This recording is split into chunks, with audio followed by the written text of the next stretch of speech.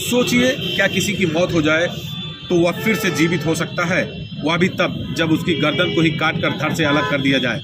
लेकिन अंधविश्वास ने जहां एक इंसान को मौत के आगोश में भेज दिया तो वहीं दूसरे को हत्यारा बना दिया, जबकि पुलिस के अनुसार दोनों एक दूसरे के दोस्त थे।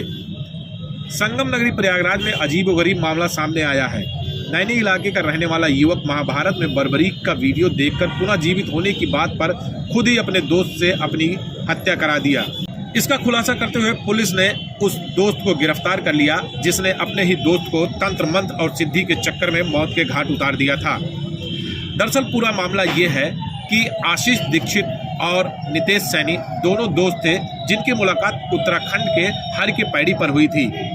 नितेश सैनी को आशीष दीक्षित ने अपनी मौत का कारण बना लिया और उसे इस बात के लिए तैयार कर लिया कि वो उसकी गर्दन को धड़ से अलग कर दे और वो तंत्र मंत्र और सिद्धि के सहारे एक बार फिर से जीवित हो जाएगा।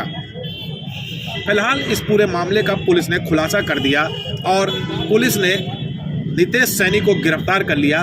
तब ये बात सामने आई कि आशीष दीक्षित ने खुद की हत्या करने के लिए नितेश सैनी को खुद ही तैयार किया था।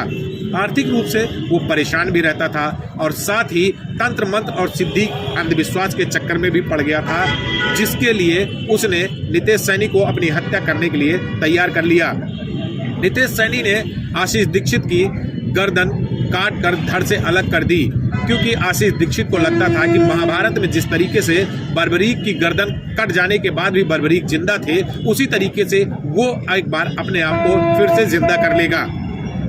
फिलहाल आशीष दीक्षित की मौत हो गई और नितेश सैनी जेल पहुंच गया। वो हरिद्वार से लेके आए थे, वाराणसी को होते हुए घूमते फिरते हुए जहाँ गए हैं वहाँ से वो यही बातें करते आ रहे थे कि इस तरीके से कार्य करना है। क्या कार्य करना था और उस हत्या वाले दिन क्या हुआ था? उस हत्या वाले दिन बस यही हुआ था कि उन्होंने जो जगह डिसाइड की थी वहाँ पे पूजन करके फिर उन्होंने जैसे बोला था वैसे काम करके हम वहाँ से गंगा जी में प्रभावित करके रेलवे स्टेशन चले गए थे। उसके बाद फिर हम हरिद्वार चले गए, उसके बाद का हमको मालूम नहीं। तो क्या ये तंत्र क्रिया वो पहले भी किया करते थे? हाँ, पहले भी किए हैं और उनके पास काफ़ी फ़ोन आते थे कि सर हमारे यहाँ ये समस्या है, तो वो कहते थे कि कोई बात नहीं। एक दो जगह वो गए भी हैं और कहीं से साड़ी लेके आते थे, कहीं से कुछ लेके आते थे, कहते थे कि हम बांग्लादेश जा रहे हैं, वहाँ से सामान लाना पड़ेगा। और तो तुम्हारी मुलाकात कैसे हुई थी? हमारी मुलाकात हल्की पौड़ी हरिद्वार पे हुई थी स्नान करते हुए। क्या नाम है तुम्हारा? जी, नितेश सैनी। देखिए, 10 दिसंबर को थाना करछना पे एक सूचना प्राप्त हुई थी एक अज्ञात शव के संबंध में। तत्काल वहां पे फील्ड यूनिट और सभी उच्चाधिकारी पहुंचे थे। शव को देखने से प्रथम दृष्टया प्रतीत हो रहा था कि इसकी हत्या कर दी गई है। इस अज्ञात हत्यारे के उसको पकड़ने के लिए तथा इस केस के सफल अनावरण के लिए एसीपी करछना के नेतृत्व में 2 टीमों का गठन किया गया था और इनके द्वारा सफलतापूर्वक इसका आज अनावरण किया गया है।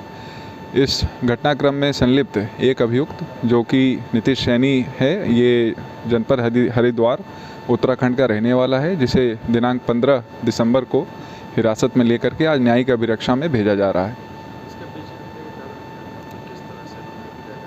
जो अभियुक्त नितेश सैनी है, इनसे विस्तृत और गहन पूछताछ की गई। इन्होंने बताया कि आशीष दीक्षित को, जो कि मृतक हैं, इनको 5-6 महीने से जानने लगे थे। आशीष दीक्षित इन्हें अपने साथ कर्मकांड, पूजा पाठ, तंत्र मंत्र की बातें सिखाने के लिए अपने साथ रखने लगे थे। इन लोगों का ये उद्देश्य था कि ये लोग कोई ऐसी तंत्र सिद्धि कर लें जिससे व्यक्ति मृत्यु के उपरांत पुनर्जीवित हो जाए, और इसी बहकावे में ले करके उन्होंने जो अभियुक्त हैं उन्हें संतुष्ट और कन्विंस कर लिया कि उनके ऊपर प्रहार कर दें। वो प्रहार जो था वो प्राणघातक था और इसी घटनाक्रम के चलते उनकी मृत्यु हो गई।